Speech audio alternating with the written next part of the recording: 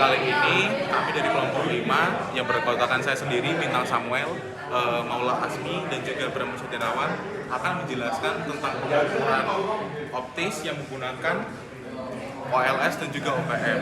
Oke, sebelum masuk ke video demonya, saya akan menjelaskan sedikit apa itu OLS dan juga OPM. OLS yaitu Optical Light Source, merupakan alat yang berfungsi untuk memancarkan sinyal yang akan digunakan untuk pengukuran pada optical power meter.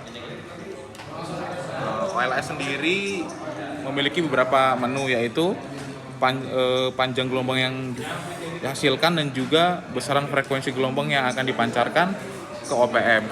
Nah, OPM sendiri yaitu optical power meter, merupakan alat yang digunakan untuk mengukur kuat sinyal yang telah dipancarkan oleh OLS. Untuk outputnya sendiri yaitu ada dBm yang mengukur besar kuat sinyal dan juga nanowatt yang mengukur besaran tegangan yang dihasilkan oleh OLS. Oke, selanjutnya kita masuk ke demo penggunaan OLS dan juga OPM. Selanjutnya kita akan melakukan pengukuran pada OLS dan OPM, pengukuran optis menggunakan kabel FO 5 meter. Nah, pertama pastikan ujung dari kabel FO berada di port, dan pastikan juga penguncinya sampai berbunyi klik ya ketika masuk. Lakukan juga pada hal yang sama pada OPM. Ini ada di belakang. Oke. Nah, di sini pada OLS terdapat angka 1310, yaitu panjang gelombang. Sama, kita samakan dengan di optical power meter 1310 nanometer. Nah, pertama kita gunakan juga frekuensi 0 Hz yang dihasilkan oleh OLS dibaca oleh OPM dengan nilai negatif 5,90 dBm dengan kekuatan daya 255,5 nanowatt. Oke, lalu kita ganti ke frekuensi pada OLS di angka 2000 Hz. Maka dari panjang dB, panjang gelombang, kekuatan gelombang akan meningkat sebesar negatif 2 yang dibaca di sini negatif 7 sampai negatif 8. Lalu untuk dayanya turun yang tadinya 200 menjadi 140 sampai 180 mikrowatt. Nah, lalu kita ganti juga untuk panjang gelombangnya, kita naikkan ke angka 1550. Pastikan juga untuk di OPM kita ubah ke 1550.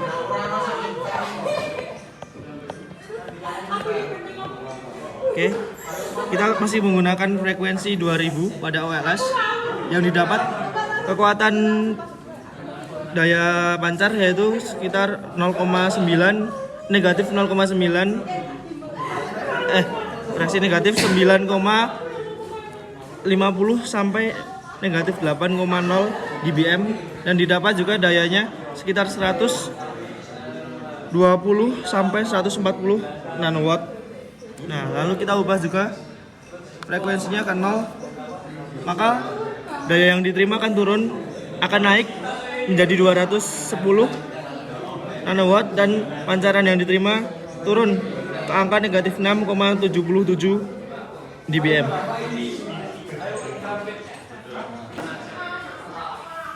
Oke, setelah kita mengukur menggunakan kabel FO 5 meter, kita ganti ke kabel FO 50 meter.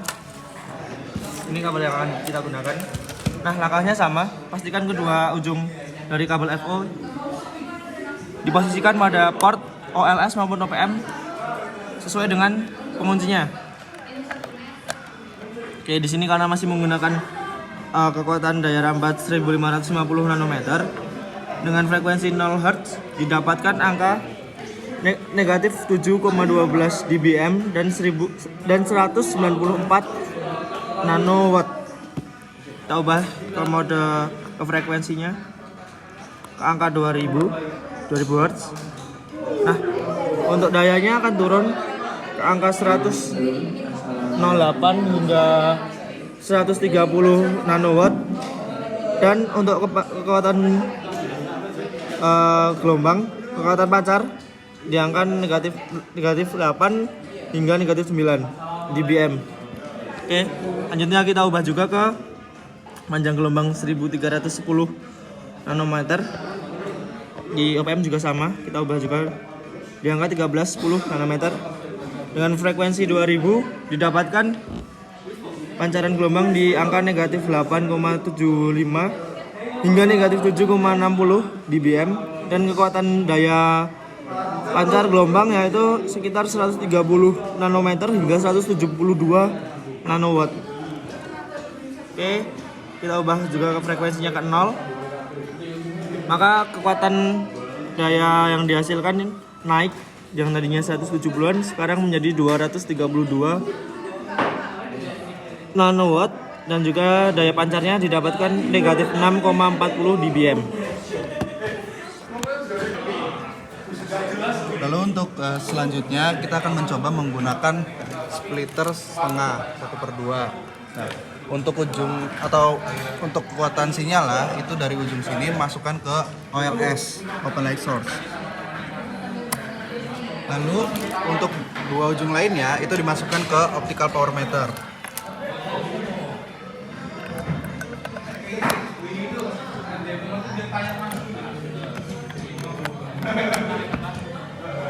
Nah, di sini terlihat untuk panjang gelombangnya itu 1310 sama juga.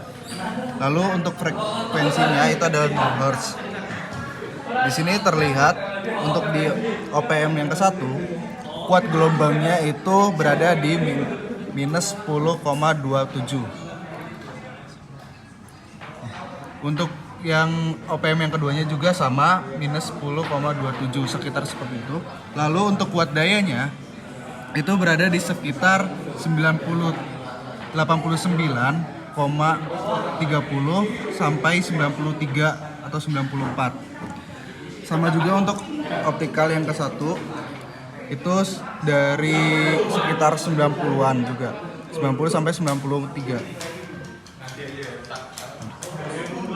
Lalu lanjut ke frekuensi yang di 2000.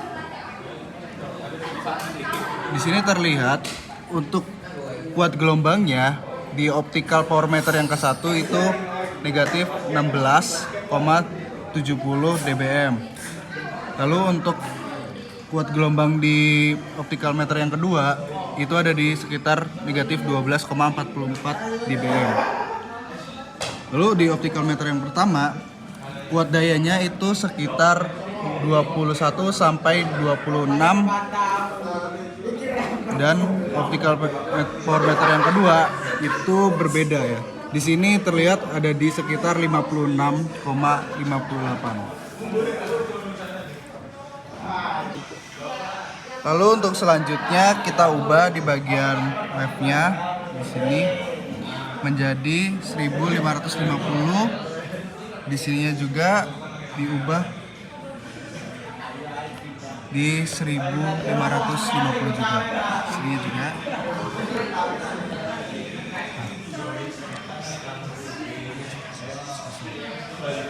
Nah, untuk frekuensinya itu ada di 2000 Hz. Nah, di bagian kuat gelombang, bagian tengah itu ada di negatif 16 sampai negatif 17 dBm. Lalu di bagian optical power meter yang kedua itu di sekitar negatif 13,50 sampai 60. Di bagian kuat daya optical power meter yang pertama itu ada di sekitar 18 sampai 23.